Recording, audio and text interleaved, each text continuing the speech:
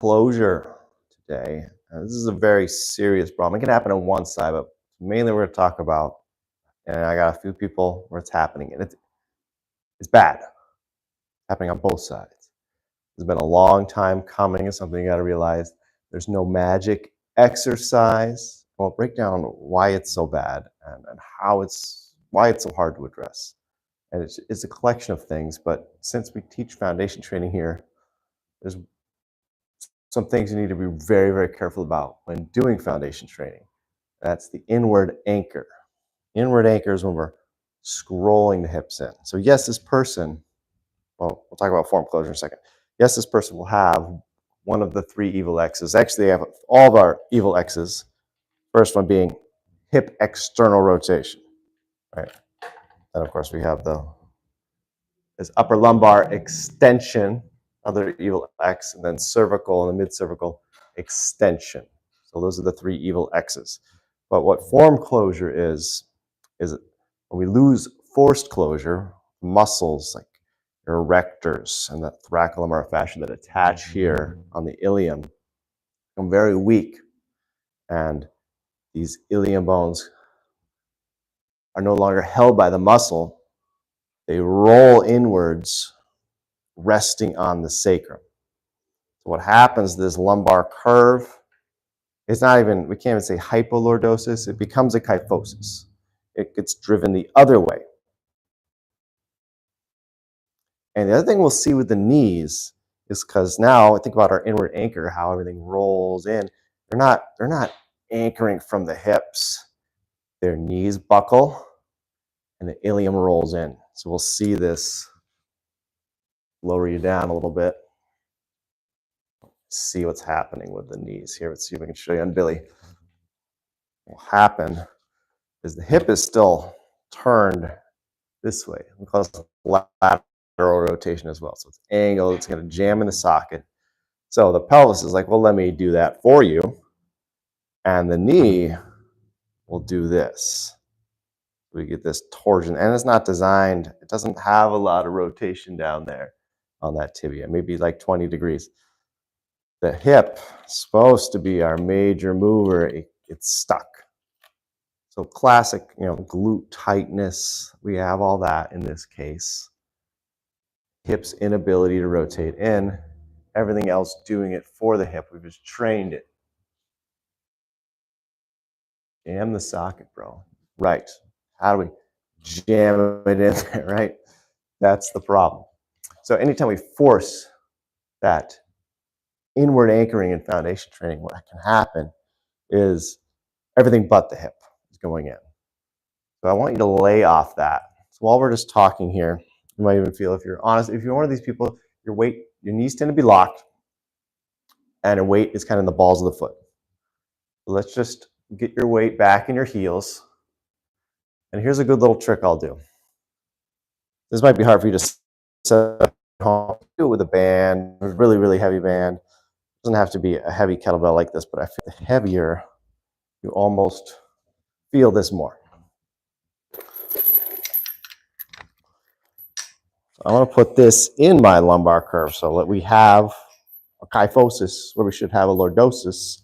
You can use something like this right in that lumbar curve. So they've lost it. The pelvis is tucking, but they're not standing like this. They sway forward. So you'll feel the pull. It doesn't have to be a kettlebell either. Do whatever. So let me jimmy rig this here. This is our 52 count kettlebell. Let's see if we can actually stand with it. There we go. Doesn't matter where it hangs as long as it's hanging. You can see that there. Good. So I feel this, like I got a big belly. It's pulling me forward. So my natural tendency is to rock the weight back into the heels, and I start pushing my feet through the floor. And this whole video where I said this about 100 times, push your feet through the floor. So if the knee is buckling in like that, we get that knock knee sensation. Me just pushing my feet, my heels especially, into the floor will start to work against that. Not only at the knee, but that's also going to help that rolling of the ilium bones, the pelvic bones, scrolling inwards.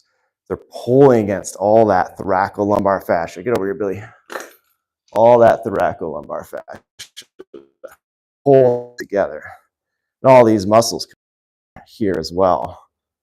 All these muscles are supposed to help hold. Forced closure is what we want. Form closure, bad, resting on the joints, and all this tissue spread. So you can feel in your low back. You can't feel now if you got a harness on, but if you feel your low back, it just feels like a bruised apple. It's really gushy and inflamed, maybe even tender to the touch. That's telling you there's a lot of damage in there. What's damaging? It's just those bones pulling the tissue, spreading it left to right, up and back, up and down, opening up, tearing for decades. Been going on for a long time, promise you. That's why I want you to realize there's just no magic exercise. Even this is not a magic exercise, just cueing me, this kettlebell, just standing, right? You might feel your glutes. Even just if you're doing this just body weight, you're just driving your heels into the ground, you're gonna feel your glutes, but what's actually happening is you're stretching the glutes out. They're working in a more lengthened position. Where if your knees are locked, your weight's in your toes, they're just balled up and your hips rotated outwards, like we showed you on Billy before. The hip is turning this way. We want to get the hip more angled in the socket, like our first comment there. Jam it in the socket, bro. Yeah. So most people think hip opening is turning out that way, like doing tree pose. We're trying to get open on the back side, the butt side. So just standing here, I don't have to think even inward anchor like in foundation training. Just think, push your feet into the floor. I'm naturally pulling back.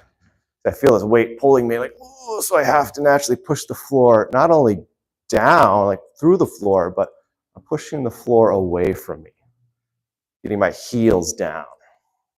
Glutes are getting tired here, just holding this 52-pound weights. And a lot of people, this happens all the time, like, oh, if I lose the weight, I'll feel better. Most of the people I'm dealing with that have this problem are pretty skinny, pretty thin. A lot of people lose the weight, they're more pain, they don't get it, even after I've warned them. Like, the weight can wait. It's a thing I've said, if you've known me for a while, the weight can wait. It's not about the weight, it's how you're moving, and sometimes the weight is actually helping you, right? It's a cue, like this. This is pulling down. What am I doing? I'm lifting up, not just from the legs, but my whole spine has to, like a string from the back of my skull, has to lift up. So I know we're not doing anything fancy today. I'm sorry if you wanted to see some crazy kettlebell stuff. Because this is a problem, we've got to start slow. And like I said, there's no magic exercise. What the magic is this, trying to do this as much as you can during the day. It's the little things in your daily life, moving around, getting up out of a chair, bending. Google it, bend about 4,000 times a day. Breathing, we'll talk about next. Do a lot of breathing as well. Get better at those things. Work on those things. Most other movements and exercise and all the little YouTube shorts, like, do this, it works. And maybe it does for a little bit. But that's not the fix. This is the fix. It's trying to train yourself how to stand again. All right, let's talk about breathing. We got the weight here. This is a good way to breathe as well. So I already got the stance set up. We'll go back to one of our evil X's. And why this is such an evil X is it's right where the diaphragm is this extension. And you might think, no, it's not like a lumbar lordosis extension. It's right here where the upper lumbars transition to the thoracics. That's where your diaphragm muscles are attached to these lower ribs. That's where that extension takes place. And it's a driving down force from here. So this area, very tight. This area, very weak. Oh, your serratus, that's a mouthful. These little V-shaped breathing muscles, all right? They help, I call them the rib cage expander muscles. So anything with serratus in the name attaches to ribs. So yes, serratus anterior on the sides. And then you have another serratus up here. Another V-shaped. It's like it's a brother. They're a pair. The yin to the yang, right? So this, you can't breathe right. With this pattern, you cannot breathe right. You'll be breathing from your shoulders with this pattern. This up here is so restricted. We'll talk about this last, but this might be the most important part. But we kind of have to start round up to fix the problem. So we want to think lengthen this area. It's driving down, right? So we want to open. How do we open that? That's partly our abs and our hip flexors. Talk about our hip flexors here a lot, how they attach to the front of the diaphragm. So me pulling back, still got this kettlebell, I don't know if you can see it. Glutes are actually, they're getting tired here. Just me standing here talking on this video, right? I'm not really doing anything, but just the fact that my feet have to constantly be pushing into the floor, it's working, right? So now we can add some breath work on top of it. So I'm thinking tighten here, get those hip flexors to work. Now I don't want crazy anchoring. Even when we're doing foundation training, I'm very careful about not thinking about, bring the knees together. That's not a good cue because then the knees knock. They bow and actually, see, I'm shrinking, right? You never want to shrink. If I'm rotating the hips in the socket, I want to avoid that shrink. I want to stay tall, get tall, tighten. Then I kind of roll just a little bit from the hips. But even that, I might want you to not work on if this is really a bad pattern for you, because your tendency is just roll the ilium forward, collapse the knees. We really want to get good at decompression. This is where your focus, I believe, should be. And honestly, this is so bad, it's kind of even out of my wheelhouse, right? I don't know where else to send these people. I don't know who to send them to. Your physical therapists, they're like, they go there, and they're like, yeah, they like stretch me for a few minutes and then send me off. They don't watch me, I just do these exercises. And this is there's a lot of good physical therapists out there. A lot of them don't understand this problem because they're so focused on singular problems. This is a problem that collectively affects the whole body. So it's hard to put all these pieces together. So I just want you to be aware of what we're dealing with and the seriousness of it and how you have to invest time into it. Okay, so I know this is me rambling a lot. And it's hard to listen to. I get it. I don't want to be here making this video either, but it needs to be done. Someone needs to address this problem. You need to address it, and you need to do your own research and dig into this. All right, now I'm off my soapbox. Let's get back to the breathing. I just want you guys to get serious about this. Heels down, pushing the feet through the floor, pushing the floor away a little bit. See, when I did that, see me on the camera, went back just a little bit. Hold my center of gravity, my spine back just a little bit. Hands to cue the stomach here. Tightening. I'm breathing. I'm tightening that stomach. So think almost intra-abdominal breath. Don't think yoga breath. I think that's another problem here. We don't think aggressive. Think about how many pounds of pressure. Let's go back to this. How many pounds of pressure are being driven down here? So think about your breath needs to be aggressive enough to try to open it up. It has to be powerful. I hear people sneezing all the time, and they're like, I threw a bone out, and I gave myself whiplash. Yeah, because your diaphragm is strong, all right? It's strong in the wrong way. So let's make it strong in the right way. Powerful, wrapping muscle. A little different on the left to right. That's why most people have this on a left side problem. But so when it's happening on both, it's like, dear God, how did this happen? But we got to fix it. You also look at me from the back. I'm trying to get wider. Like I'm doing a lat flare. That was a terrible article. Spreading your lats. My elbows are driving wide, like I'm trying to hold open elevator doors.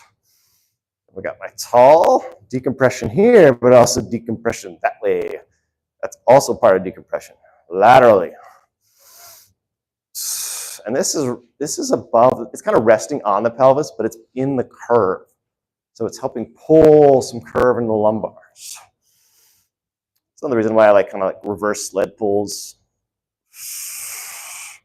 But even that might be too much. I'm seeing the knees knocking in when they're doing it. Like I said, I haven't found a magical exercise yet. It's just hard work. Hard work. Breathing. Even that, maybe more aggressive. I know you guys hate when I breathe because the mic gets really loud, but I'm trying to breathe upwards. Right, into the nose. Why the nose? It's a tinier space. forces pelvic floor even and diaphragm to work a lot more. Pelvic floor, diaphragm create a cylinder for your lumbar spine to support it and protect it. So we got an upper lumbar problem, evil X there, lower lumbar problem, other evil X with the hips, external rotation there.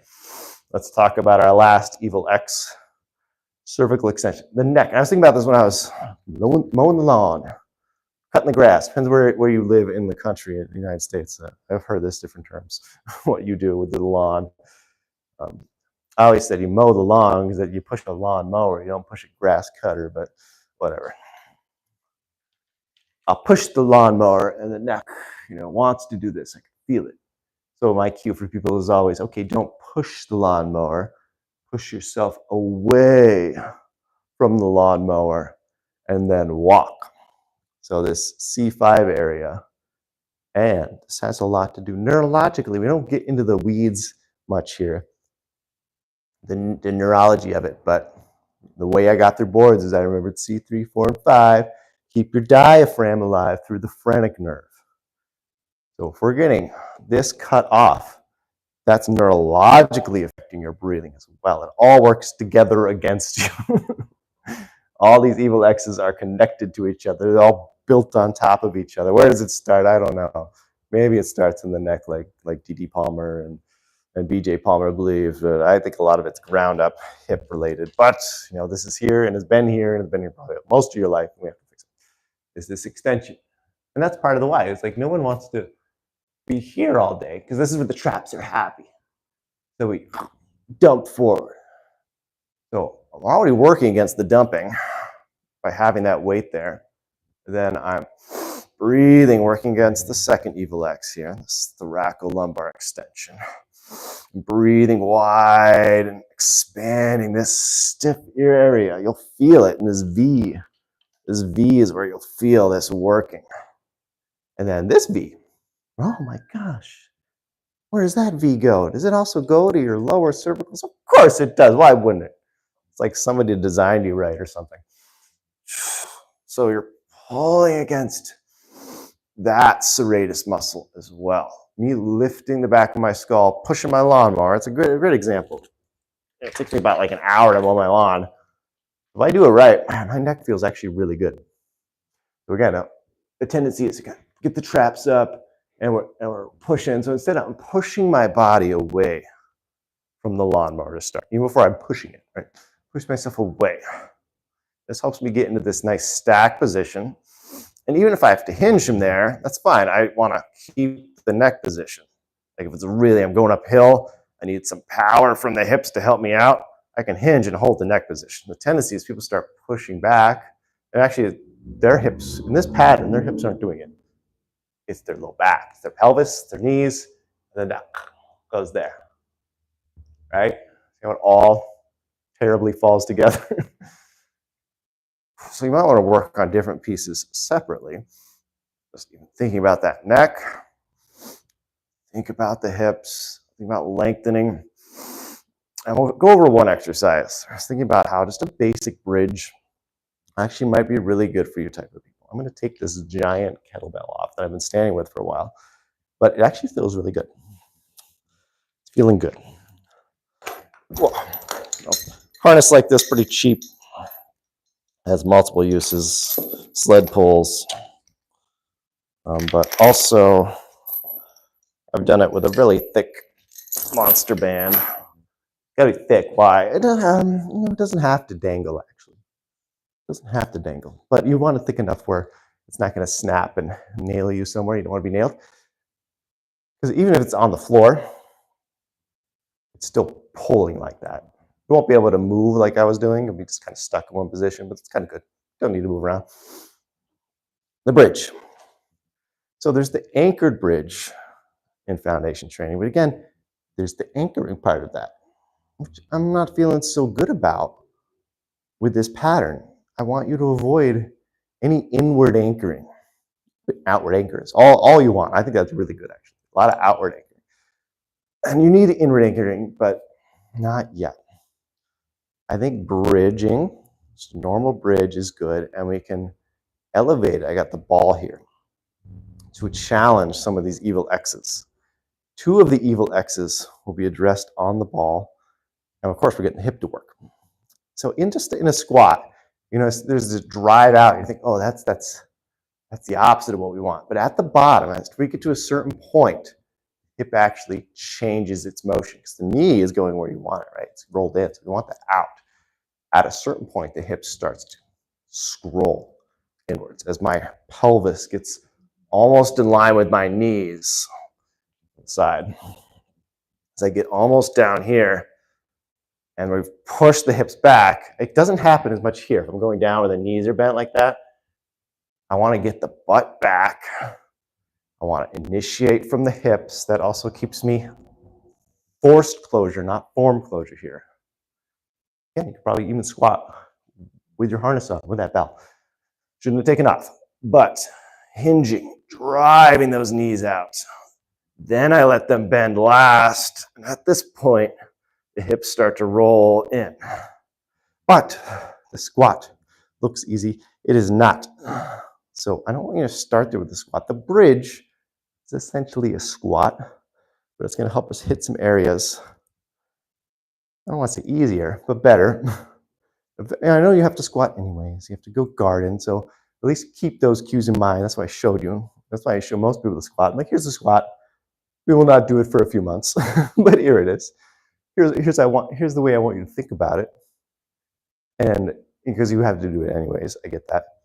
But we need to work on hip mobility and the stability of the spine before all that.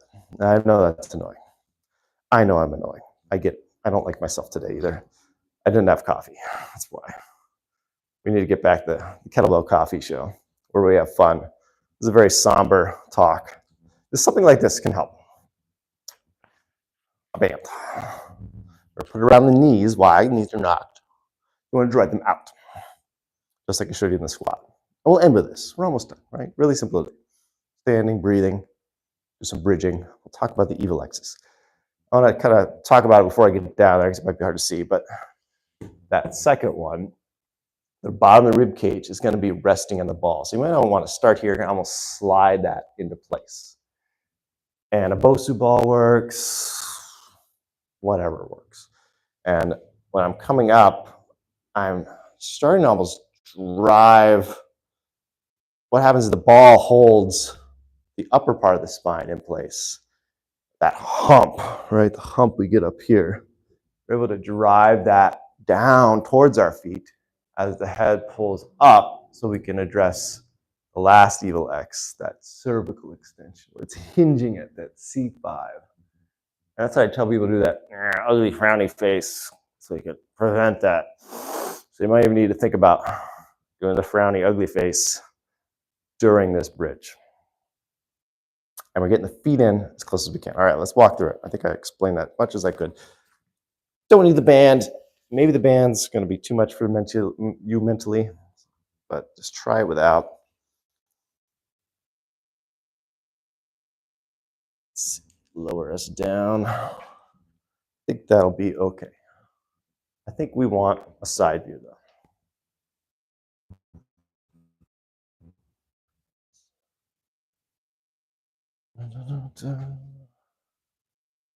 Don't speak a language. English, please. All right. So I'm getting the butt up for a second, kind of sliding down. Still rest it. And that's just kind of feels stretching open that lower thoracic area, that diaphragm attaches. One more time. Going up higher. Sliding down as I'm getting my heels in close. Right. So normal bridge on the floor.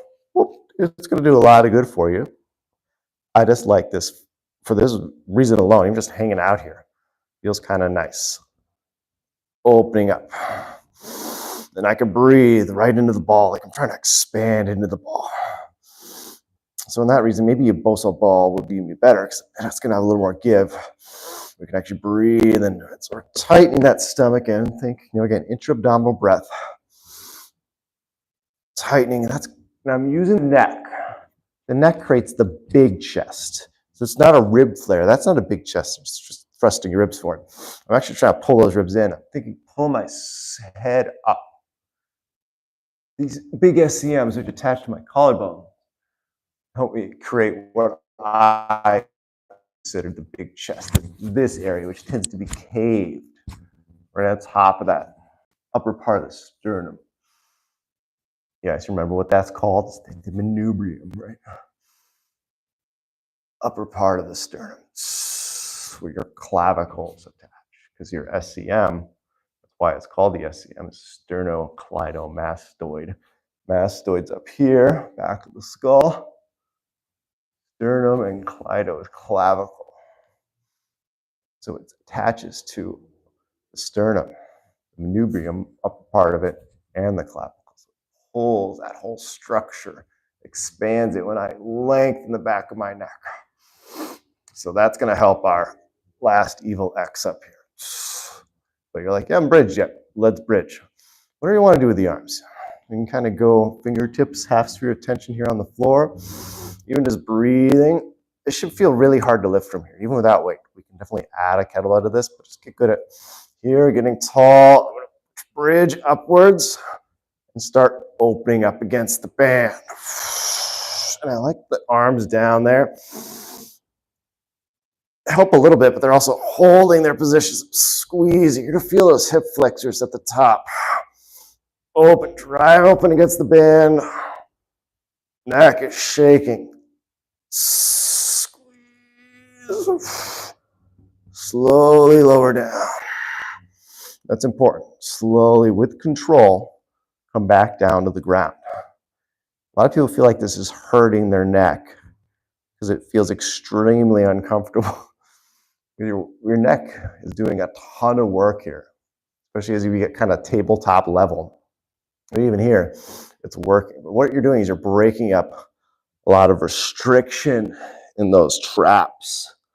And above those traps, outside those traps, is all that fascia, years of scar tissue and adhesion that we're trying to break apart. So essentially, I'm using all these muscles to break apart the back, just like I'm using my abs at the same time. Tight core, tight abs of the neck. Think about it that way. Driving up, squeezing, squeeze,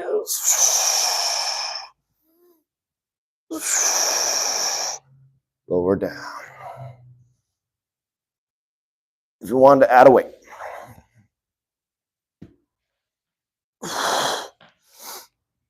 hold on to the handles, gives you something to hold on to. Shimmy myself up there. You always want to feel like that lower thoracic is on the ball. Start. Good neck position. Tight abs. Now I got something to push up. It doesn't have to be like hip thrust or barbell heavy. Slowly lower down.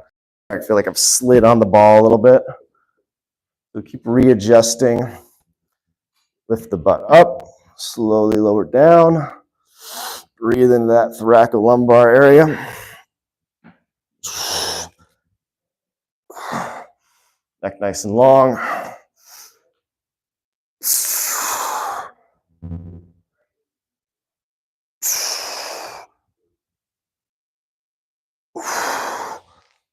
Work on those. Let's just talk quick bridge mechanics if you don't have something like this. And then we'll end.